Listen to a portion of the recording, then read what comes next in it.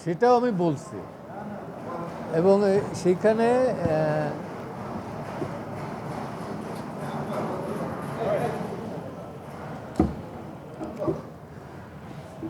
সেটা হচ্ছে যে আগে ছিল গণগ্রেপ্তার, এখন হলো গণমামলা। তো গণগ্রেপ্তার মামলা হলে পরে তো গণমামলা হলে পরে গণগ্রেপ্তার হবে এবং এর ভিকটিম আমিও ছিলাম এবং সেটাও বললাম যে আমি ভিকটিম ছিলাম এবং আমি বেইল পেয়েছি এবং সেখানে অ্যাটর্নি জেনারেলের office, particularly additional attorney general mister Abdul Jabbar Bhuiyan, তিনি কোর্টে দাঁড়াই বলছেন যে আমাদের কোনো আপত্তি নাই, অর্থাৎ সরকারের কোনো আপত্তি নেই আমি বেইল পেলে পর। তো সেটা আমি কোর্টকে বলছি যে আমি তো ছিলাম, এ আছে 84-এ, 156 অ্যাকিউজডের ভেতর, আমি ছিলাম 180-র ভেতরে 94-এ। এই হলো পার্থক্য। তো এখনও যে মামলা কমছে আমি দৃশ্যমান আমার কাছে না, মামলা চলছে গণহারে এবং একই স্ক্রিপ্ট, চক্ষু নষ্ট হয়ে গেছে, পা নষ্ট হয়ে গেছে অথবা মারা গেছে একজন, গুলি লাগছে একটা, কিন্তু এর পেছনে শতাধিক 200, 300, 500 লোক ইনভলভ।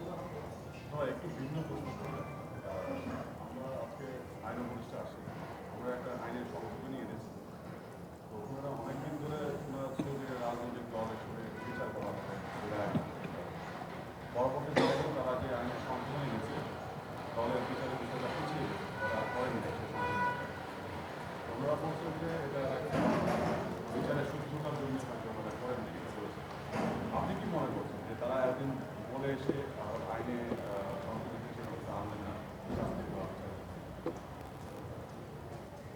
এটা ওনারাই ব্যাখ্যা দিতে পারবেন ভালো। আমি যেটা বুঝি যে ডক্টর ইউনূস মিনুয়েল বোধহয় রিয়েলাইজ করছেন যে এই সংশোধন এগুলো করা ঠিক হবে না। উনি গতকালকে আমি একটা সোশ্যাল মিডিয়ার দেখলাম, উনি বলছেন যে রাজনৈতিক দল যদি সংস্কার না চায় তাহলে নির্বাচন দিয়ে আমি চলে যাব।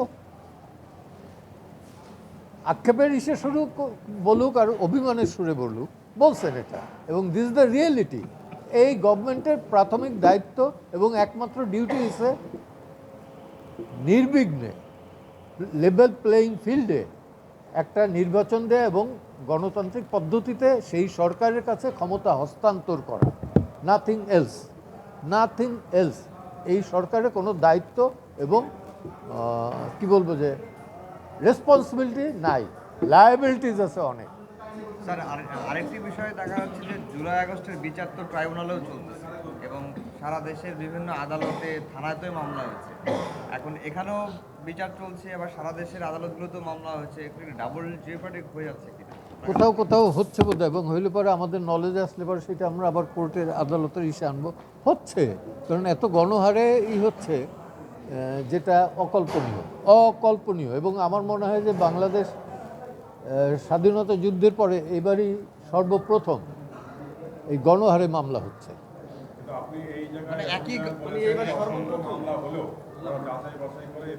এটা আমি বলি না, এটা অ্যাটর্নি জেনারেল বলছে। হ্যাঁ, এখন এইটা ওনারা বলতে পারেন, কারণ ডেটা আমি বলি না।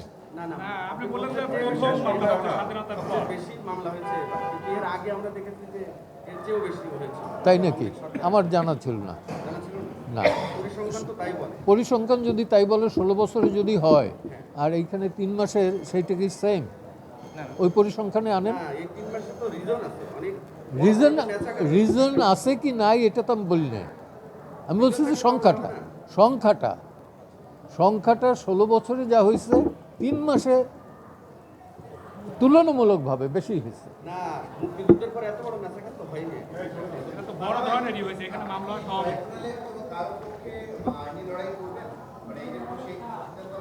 ইয়েস, যদি সুযোগ হয় শেখ হাসিনার পক্ষে করব।